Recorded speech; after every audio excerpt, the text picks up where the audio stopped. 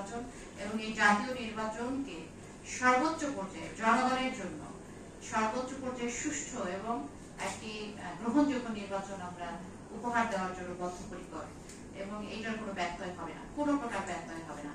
এখানে সাতক্ষীরার জনগণ যাকে খুশি তাকে তারা জনপ্রতিনিধি হিসেবে মনোনয়ন করবে। আমরা শুধু এই প্রক্রিয়াটাকে সুষ্ঠু এবং সঠিকভাবে জনগণের সামনে উপহার দেওয়াটাই আমাদের মূল লক্ষ্য এবং সরকার যেভাবে কর্ম পরিকল্পনা ফিক্স আপ করবে আমরা সেটি বাস্তবায়ন করার চেষ্টা করব।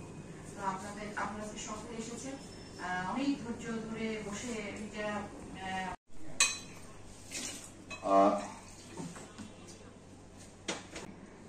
বাবা মা আমাদেরকে যে অবস্থায় দেখেছে সেটি এখন এটি 2023 সালে সংসদে পাশ হয়েছিল।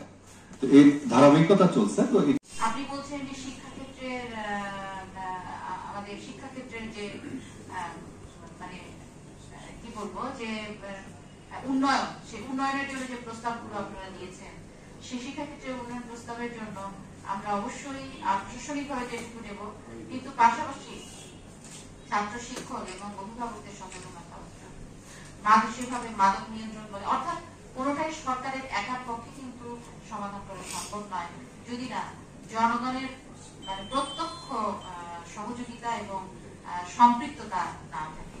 সুতরাং আমি আশা করব যে আমরা সেই আমাদের জায়গাগুলো থেকে সেই সচেতনতাটা আমরা তৈরি করবো ইনশাআল্লাহ।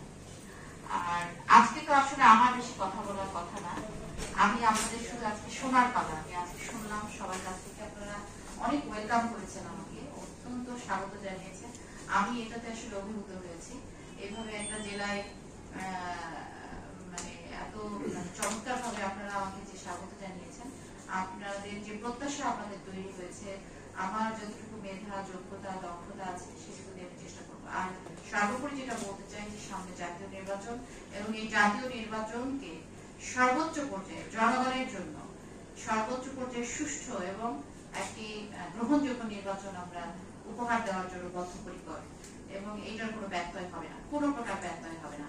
এখানে সাতক্ষীরার জনগণ যাকে খুশি তাকে তারা জনপ্রতিনিধি হিসেবে মনোনয়ন করবে।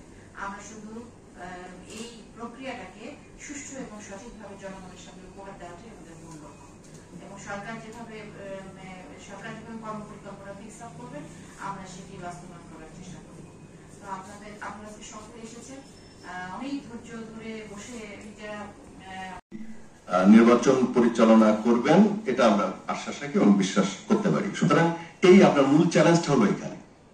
ঠিক আছে, যেহেতু আপনি বিয়ার করছেন, আপনি এর ধারাবাহিকতাটা বজায় রাখবেন আমরা প্রত্যাশা করি। এবার আসি আমাদের